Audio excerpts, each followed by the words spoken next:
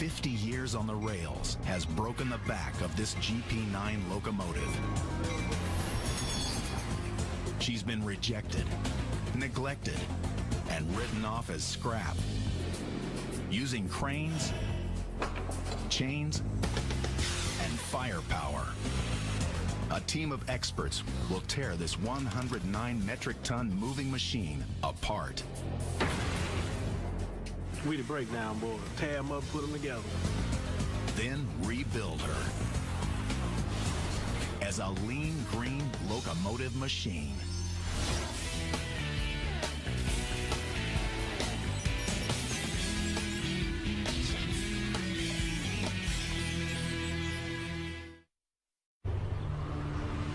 National Railway Equipment Company.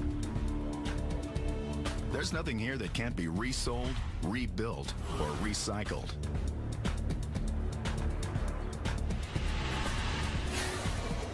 On the docket today is a GP9.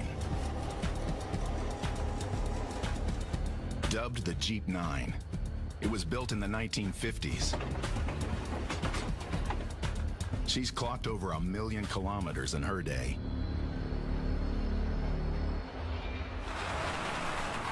Now she's production supervisor Jim Patton's problem. Old, very old. Jim Patton must evaluate this loco from top to bottom, inside and out. There's potential recycling value in all these parts. So it's up to him to figure out what can be salvaged. It doesn't look too bad. I can probably rebuild this one. But for this project, Jim determines the mother load isn't the 1,774 metric horsepower diesel engine or the equipment rack. Yeah, the equipment rack's in good shape. Or even the 109 metric tons of steel and copper.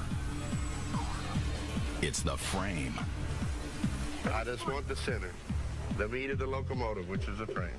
The structural part's all I want. Because that's all Jim needs to transform a broken down relic into a locomotive of the future. Shut these doors again real quick. For the breakdown and rebuild project, the company's budgeted 4,000 man-hours. Anything over that eats up the profit margin. It's kind of jagged at the bottom. Jim needs this loco in pieces in just 5 days. And for that, he needs manpower. A mixture of experienced old-timers like Kenny Lucas. We the breakdown boys. Tear them up, put them together. Send me those 2 rookies down into Bay 3. And a couple of youngsters to do the heavy lifting. They part of the team of teardown. It's a lean crew with a hefty task. All together, we're 5. We done did this a couple of times together, so we kind of know how to work with each other. We know what everybody can do, and we'll assign everybody to the job that they can best do. When Jim's finished with this, it'll be a whole new beast. A lean, mean pulling machine. But before you build it up, you've got to break it down. The breakdown will happen from the top down in 3 steps. Step 1, the strip down. Cut and skin the outer steel shell of the loco to expose its innards. Step 2, the gut out. Remove the locomotive's internal organs, the engine, generator, and cab. And step 3, the final breakdown. Strip the frame down to bare steel, leaving only the trucks and wheels. At National Railway Equipment Company, breaking down locos is only half of what they do. CEO Lawrence Beal and his son Stephen built a one-of-a-kind company. That's how you got to start. He was buying locomotives and just scrapping them out and selling the parts bit by bit. That's what all he wanted to do. Yeah, I intended to work out of my basement at home. So.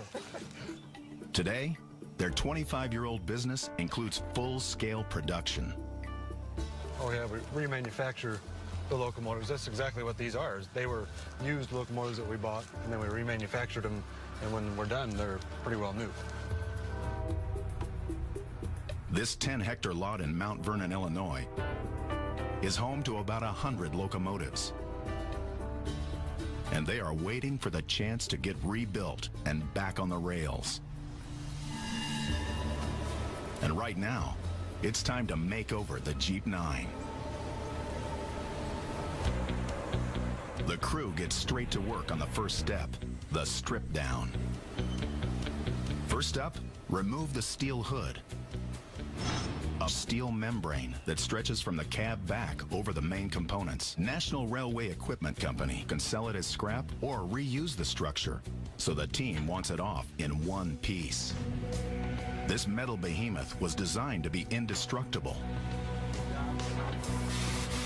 so it's going to take heavy-duty torch power and muscle, which isn't enough for Shane Laird and his wrench.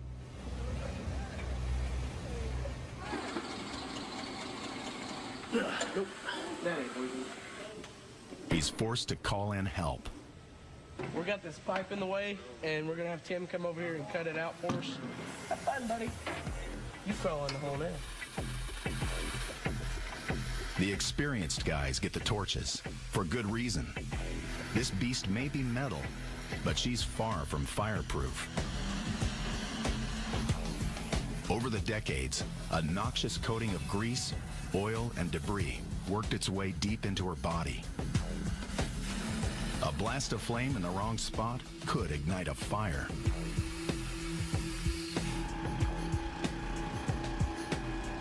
The base of the hood along the engine is a danger zone. There's a grease pan under the 16-cylinder block, and the unit is still swimming in engine oil. 50, 150, about 250 gallons. The team pumps it dry before they cut anywhere near it.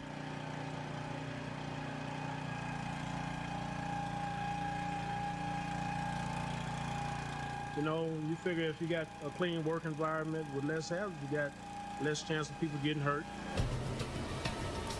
With one major fire hazard out of the way, the cutters keep torching their way along the base of the frame.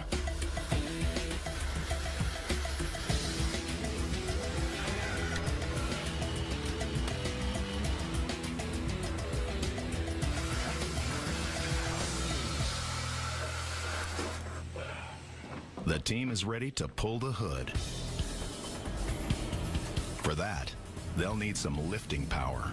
Cranes. We're going to use a 30-ton, and we're going to use this, 10-ton right here. Taking hook chains onto it and pick him up for you. Up, up, and away. But not until Mike Gargas says so. I'm the guy that's going to be running the overhead crane, so whenever I come in and I inspect the whole locomotive before I pull the long hood. Mike must make sure the long hood is in good enough condition to lift off in one piece.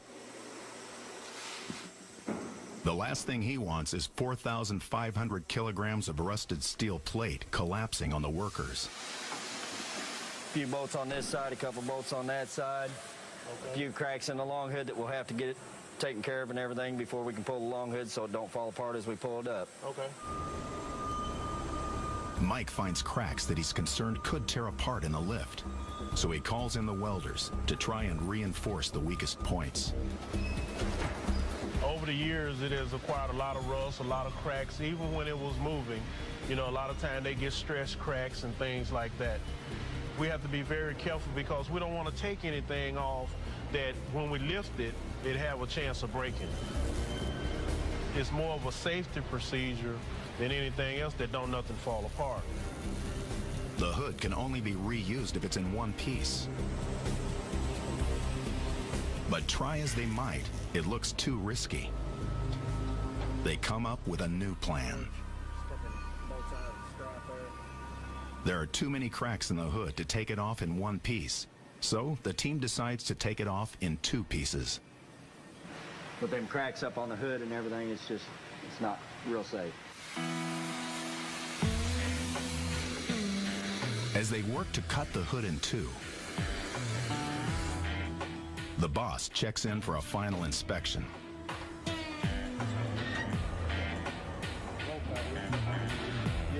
He gives the okay for liftoff of the first piece. Mike Mike begins his trek up to the crane. It's a 5-story hike, so he's up here till the hood's off.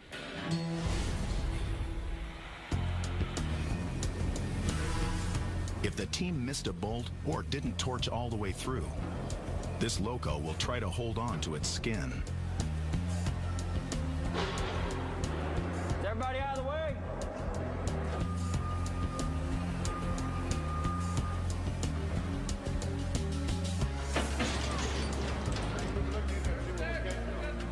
Something isn't right.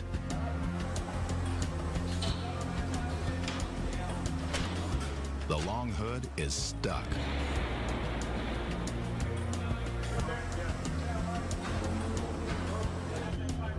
They're going to have to comb through the entire hood to locate what's holding it down.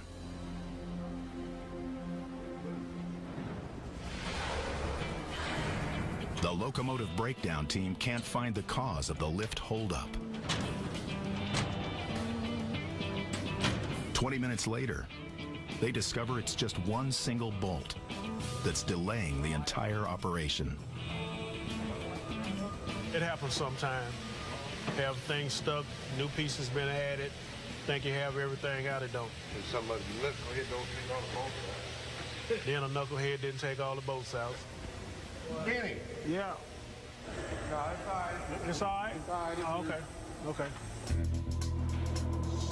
They try again.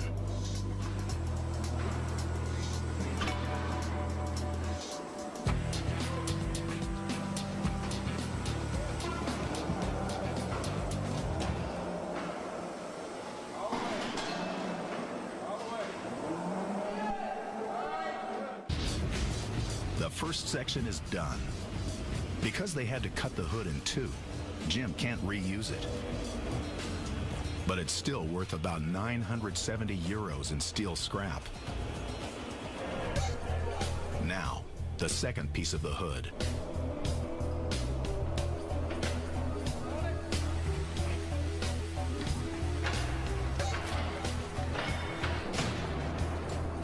You good?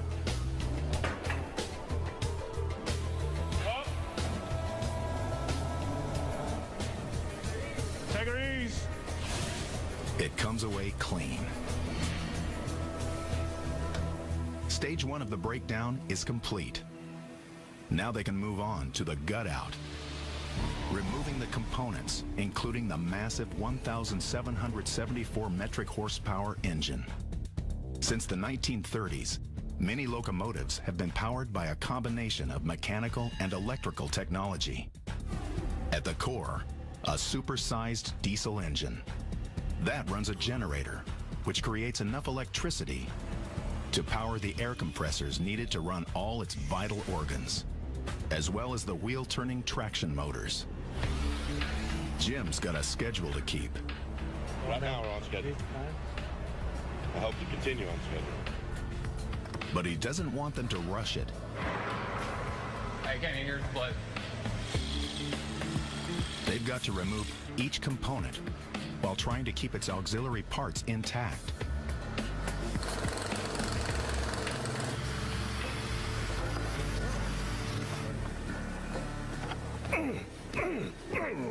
The radiator's a bit of a struggle.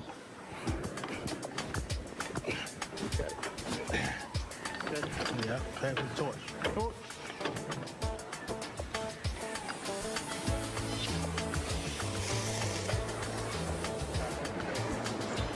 This essential 453 kilogram component cools the engine as needed. And Jim can resell it for almost 100 euros.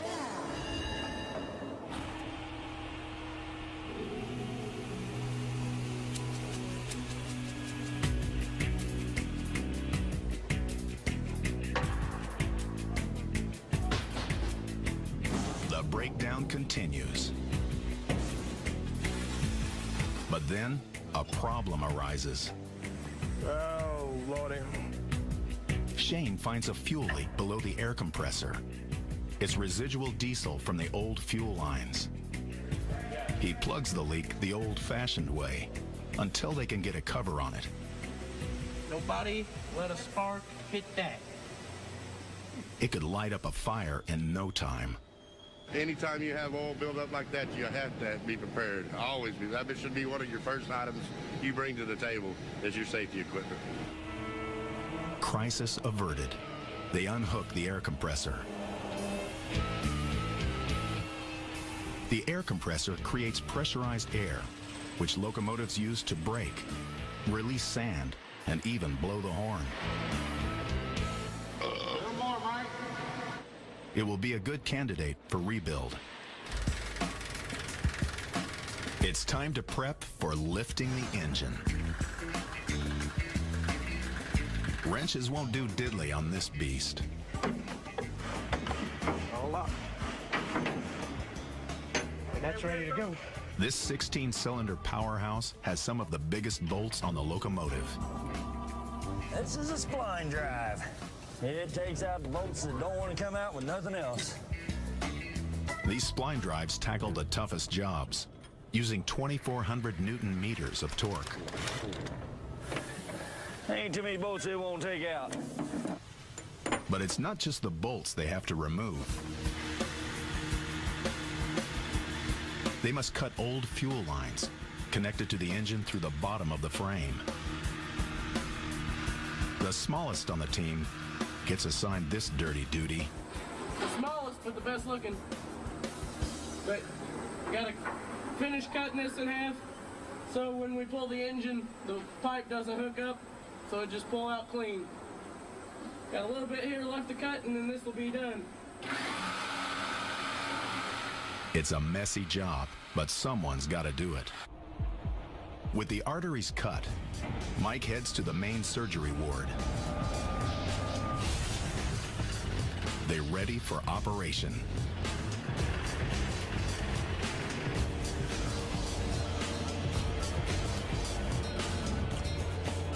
$14,000 kilograms of steel is hoisted into the air as the crane rips this loco's heart out. Bring it west. North a little. Take it Rebuilt, the engine could be worth up to 120,000 euros and run another 50 years on the rails. Good. But this loco's gonna get something much more powerful. A genset engine. These things will be Lawrence and Stephen Beal are pioneers in a new locomotive technology to make them more green and efficient. So we strip them down to the deck, and we build them back up with the new technology, the multi-engine technology for emissions and fuel savings. The key concept is to replace the massive one-engine power system with a series of smaller units. Genset technology, short for generator set, focuses on fuel efficiency. Instead of using one large engine and generator all the time at full capacity, a series of smaller engines and generators are used only when needed. An onboard computer monitors the horsepower and starts and stops the engines accordingly. If a lot of power is needed, all of them kick in. Otherwise, the rest stay off. The result? Over 35% reduction in fuel consumption and more than 85% fewer emissions of some greenhouse gases. Production supervisor Tom Bonner oversees the genset operation. Environmental motives is what we call them. In other words, their fuel efficiency is much greater. Their sound decibels, dBs, is much lower. What we've done is basically rewrite how locomotives are being made and produced. The whole concept of what a locomotive is, we've changed it. And they're about to change this locomotive. But before they build her back up, the breakdown boys have to remove one last component. The loco's operational center. The cab. The team is down to Kenny and Tim, and they've got a tough task to complete. The electrical cabinet is the hardest part on getting this cab off. No rookies today. This is a dangerous operation. This loco cab is comprised of the nose, the driver's console, and an electrical cabinet, which is basically the back wall of the cab, all welded tight together. And it's full of insulation and electrical wiring. The team's goal is to remove the cab in 2 lifts. First, the nose and driver's console, then the electrical cabinet. But before they can get to work, Kenny's got to get rid of 4 90-kilogram batteries from the bottom of the cab. He opts for the forklift because the batteries are an extreme fire hazard when near torches. The danger of the battery is the chemicals that's in it. You know, it'll explode. Okay, we're gonna have to do a little bit more cutting on that before it come out. Don't want to bust them. The batteries are fused to the cab. Kenny's forced to take out the torch.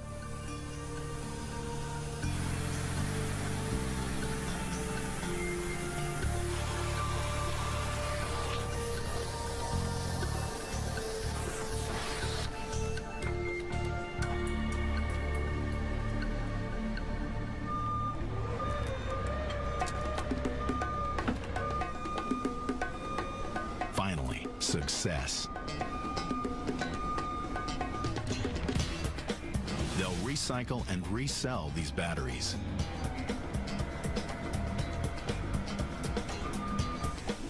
Now it's time to rock and roll. Let's get her done.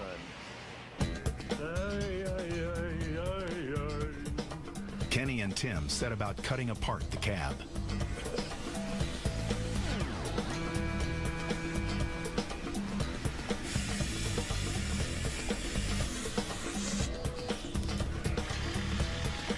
It's in bad shape, but they finally cut it free.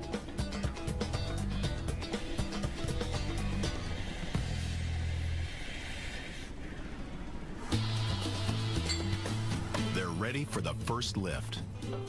For this, the team hooks up her nose and threads padded chains through the driver's console.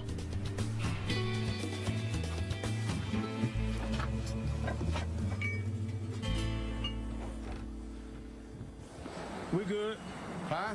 We good? No, we're not. We're too much of at an angle pulling on that hook. Jim doesn't think it's safe to lift, so they rethread the chains to distribute the weight more evenly, all 7,000 kilograms of it. All right, Maggie, up slow. Up slow.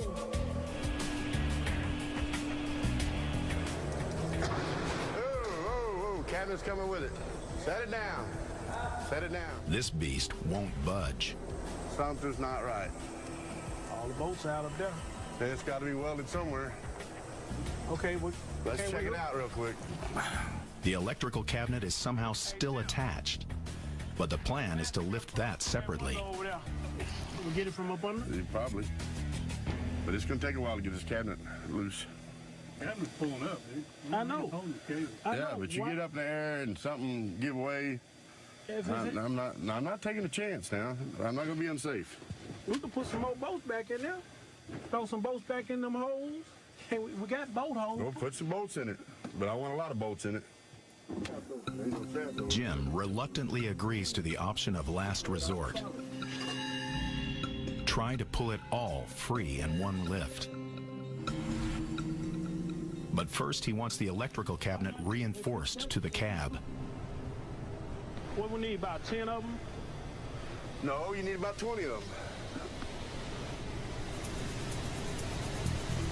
Another setback on schedule.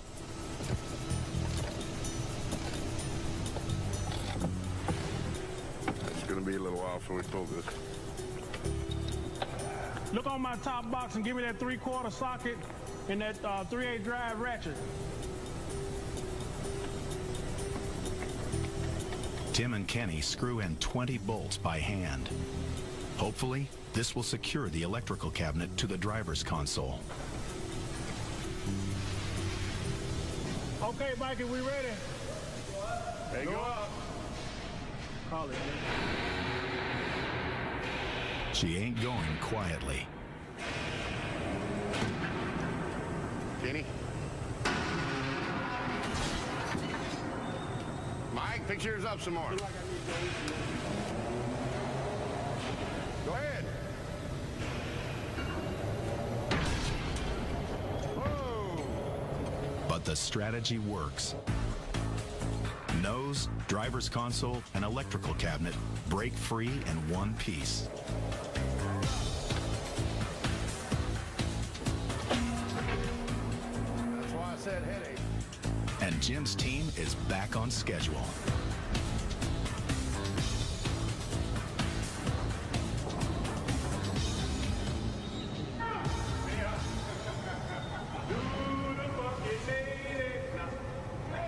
We had a good day today. Now if we can get the rest of this stuff off, get it on cleaned up a little bit, it'll be ready for rebuild. With the gut out complete, it's time for the final step of the breakdown. They have to get the frame flawless. Otherwise, they won't be able to build it up. Because you can't weld on top of rust. It's like going to the dentist, except these guys use torches to rid the plaque. And there's a lot of it.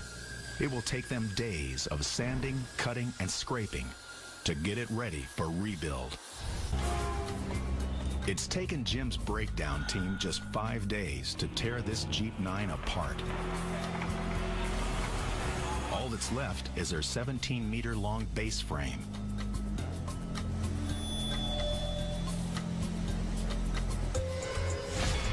In the next 7 weeks, this frame will undergo a total transformation as it's rebuilt into a new locomotive with the latest and greenest technology. But first, they've got to move her.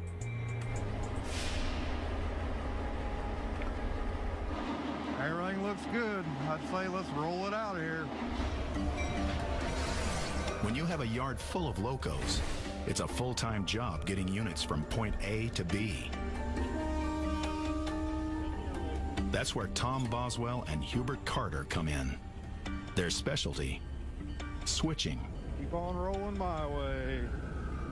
With 100 locos and only 6.5 kilometers of track, these guys have to switch one out to move one forward.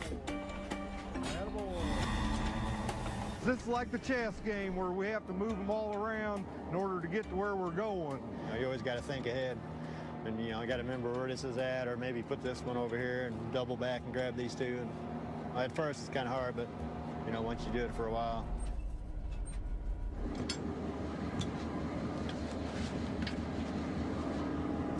All right, let's go my way. On average, Tom and Hubert move more than 1 million kilograms of locos per day. I let him know what's going on the ground, and he does what I tell him to do so nobody gets hurt. That's what it boils down to. And I trust what he does, and he trusts what I tell him, so that's how we get along and don't get ran over.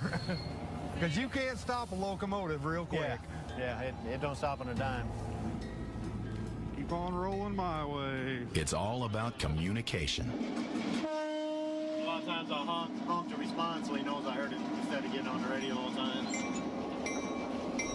These guys in these buildings always complain because I usually got the bell ringing all the time, and I'll blow the horn a couple times, but it's better to be safe, Today's game plan? Get the stripped frame to the cleanup bay. All right, take it to the blast room. Take it to the blast room. And into the hands of Brad Kelly. He's going to strip this 50-year-old frame down to the bone. When they come in the gate, they're nasty, oily, greasy, rusty pieces of equipment. And by the time we're done with them, it takes a long time, but by the time we're done, they're beautiful piece of equipment. Look like they're brand new. The cleanup bay is like a car wash on steroids. Here, they coat the frame with degreasing chemicals, then blast it with water at a scorching 82 degrees Celsius. When she's good and soaked, they push her into the sanding room. Here, they buff her clean with tiny rock-like pellets made out of coal slag. It strips away the material and all the rust off of it, makes a nice clean surface for the paint to stick, primer to stick. Ferlin Whittington shoots this out of a blast nozzle at 620 kilopascals. The paint rips right off. This scrub down can be seriously risky. At this force, these tiny particles could literally put a hole in you. It'll blast through your skin a lot quicker than it does that paint. It'll go lucky. I've done it 11 years and I haven't had it happen to me. But I've seen it probably a half a dozen other guys that it's ate them up pretty good. The frame's new and improved skin is now ready for pickup. Once more around the yard, but this time into Building 3. This is where the transformation takes place. The buildup will happen from the bottom up in 3 steps. Step 1, the frame fabrication. Remove the wheels, balance the load, and attach the coupler and end sheet. Step 2, the body buildup. Place all the locomotive's organs on the frame, the electrical cabinet, cab, and gensets. Step 3, the hookup. Connect all the air and electrical lines and give her some wheels and a brand new paint job. Jim has 7 weeks to complete the job in order to stay on budget and schedule. First, they need to lift the frame off the wheel assemblies.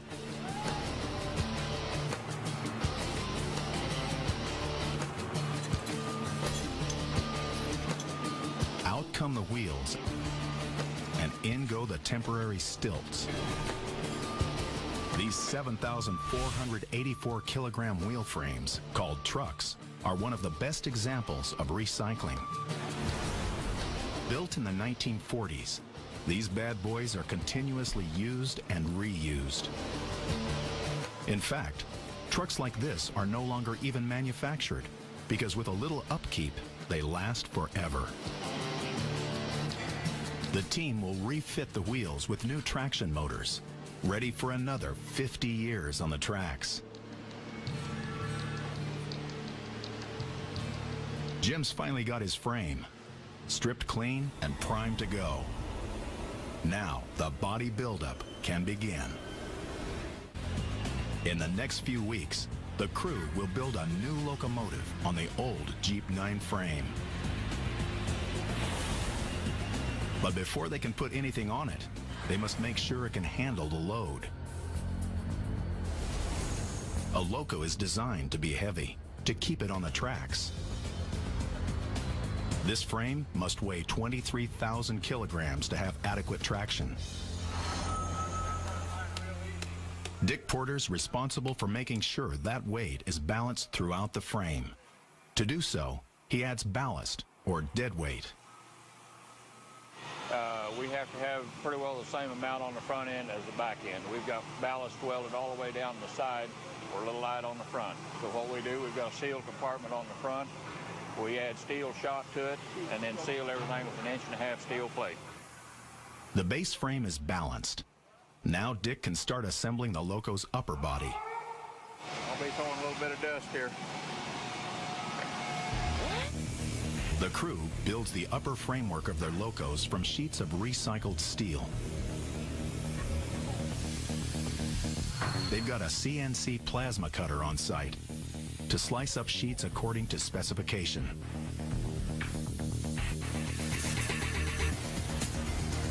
Dick's ordered up a 1,600 kilogram steel end sheet to go on the front of the frame. Engineers program the computer to create the desired cut and let the machine do the rest. The result? Near surgical precision. Now, the end sheet can be secured to the frame. It must line up exactly over the space for the coupler. As always, project manager Jim Patton's got a hand on it.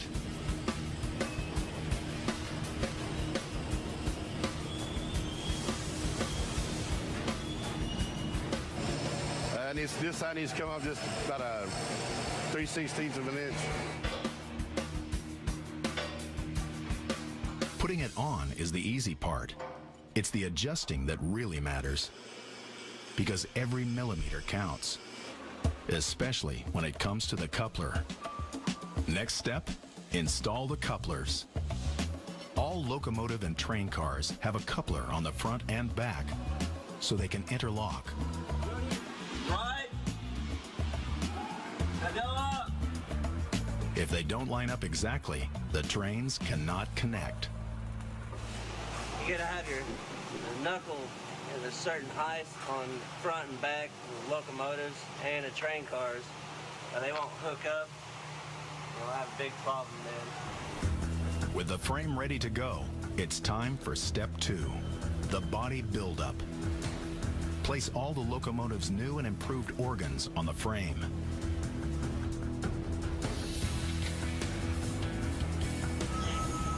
The electrical cabinet needs to sit square at the back of the cab area. Jim's there to make sure it's positioned exactly right. I have to trim that lip. Both sides needs to go your way about 3/8 of an inch. The team must precisely position every component. If the measurements are off by a fraction, the final part won't fit, which means taking it apart and rebuilding it again.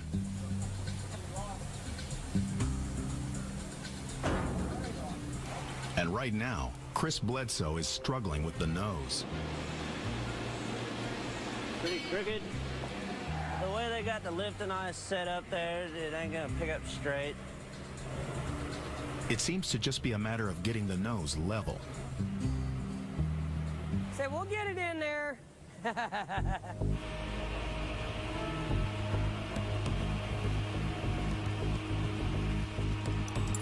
Kevin Villareal's got it covered.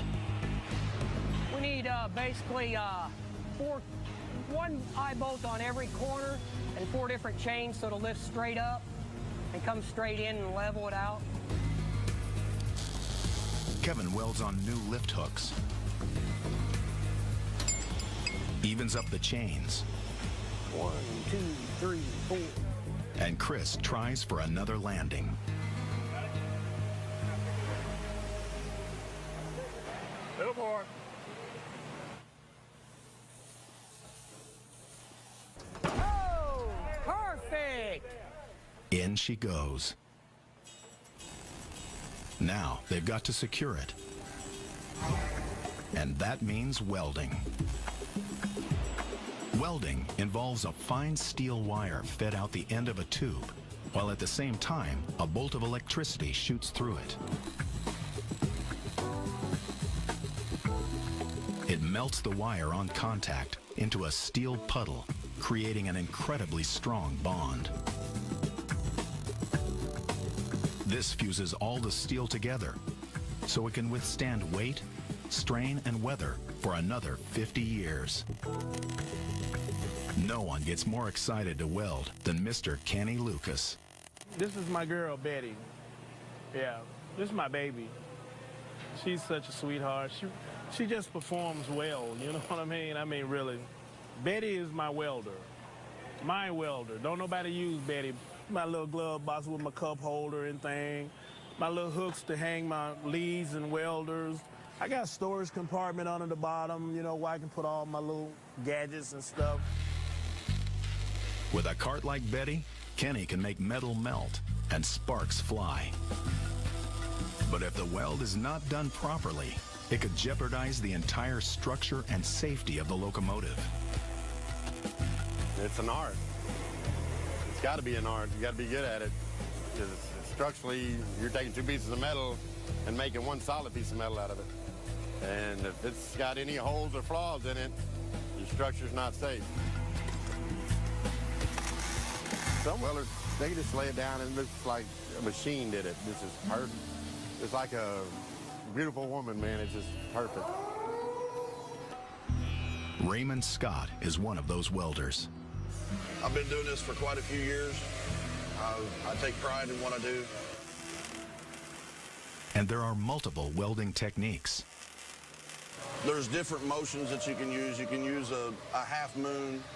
You can use a circular. You can use what they call like a J pattern. You want to make sure there's a good smooth transition from one to the other.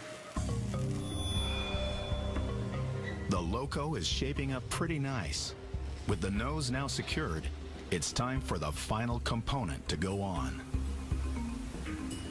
This beast is about to get the ultimate heart transplant. The buildup room is a busy place, with multiple projects constantly underway. But right now, there's only one in the final stage. It's about to receive a revolutionized engine, a genset. Generator sets are the most important components in the rebuild. With this cutting-edge technology, Locos are 35% more fuel efficient and emit 85% fewer particulates. It's up to Don Stewart to fly in this second genset safely. We're going to set a genset into this hole. That'll be number 2 genset. And hook it up. You're ready to operate. Using his remote, Don must direct 8,600 kilograms of high-tech machinery into a perfectly fit hole. And at around 200,000 euros per genset, there's no room for error.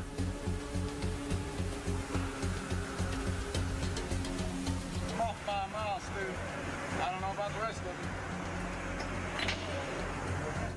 It must align perfectly, or it won't connect with the other parts. We're lining up the hose, our bolts that hold the genset down. We might have 1/8 of an inch clearance, that's it. A few final tweaks.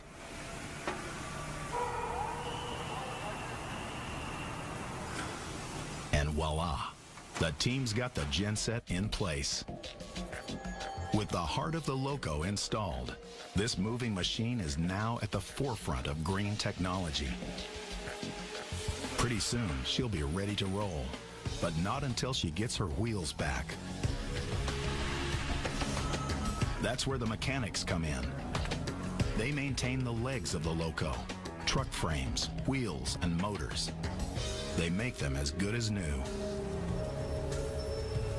Each set of wheels stands exactly 143.5 centimeters apart, the standard distance between the rails in the United States.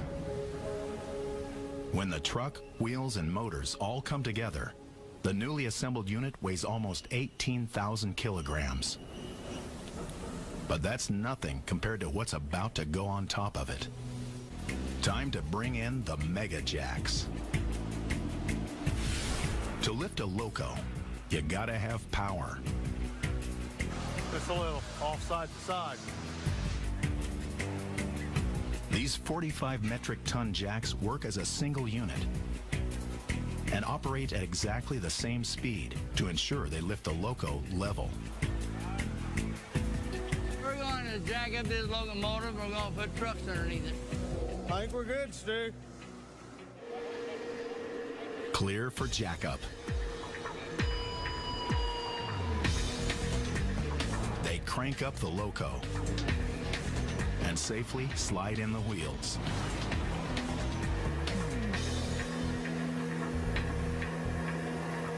Tied up on the belt rope. So far, Jim's happy with the progress. We're pretty much on schedule. I'm probably a week behind, but I can make that up. It's on to step 3, the hookup. And that starts with the electrical lines. This electrical cabinet controls every single aspect of the locomotive. It's basically the brain. Well, everything comes through here, but to blow the horn, it's an electrical control that opens the air valve to blow the horn. It'll take electrician Gene Beretta a week straight to connect each and every wire. And concentration is a must.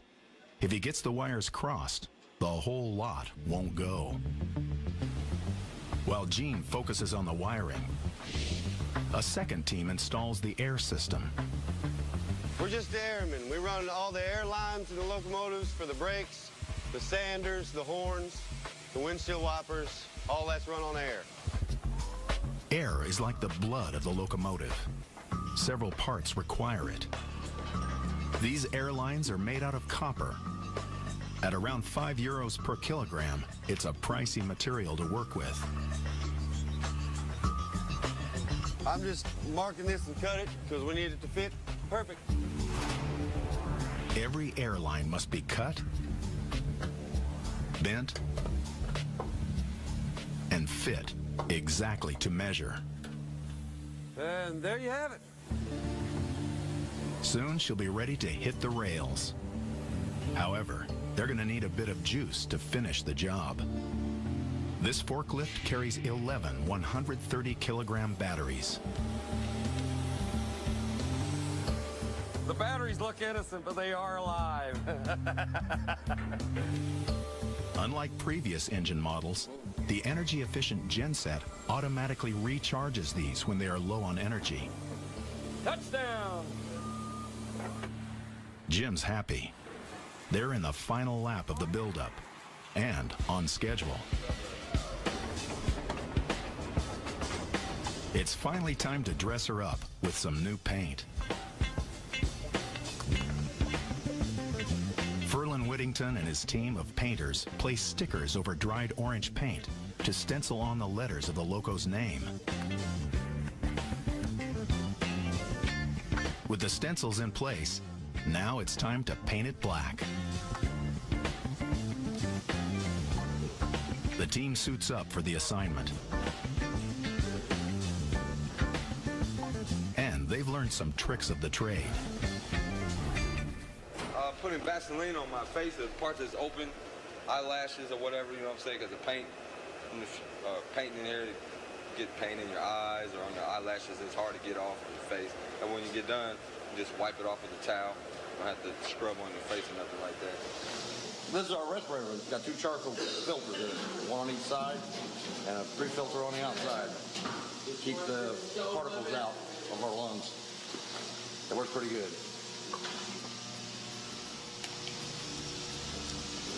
I'm ready to rock and roll. Over the next few days, they spray more than 190 liters of liquid through their blast nozzles. These white stickers will be peeled later on to reveal the orange letters underneath. There's nothing like a brand new paint job. 8 weeks ago, she was a rusty, broken-down relic. Today, she emerges as a lean, green moving machine. Thanks to Stephen Beal and Company, with her new genset technology, she'll sail the rails for another 50 years. It makes me extremely happy, yeah. I like watching them go from old to new and just watch it fire up for the first time and move under its own power for the first time. It's amazing every time. And the cycle of loco life continues. Work's done for today. But there's plenty more for tomorrow. 'Cause locos are born to ride.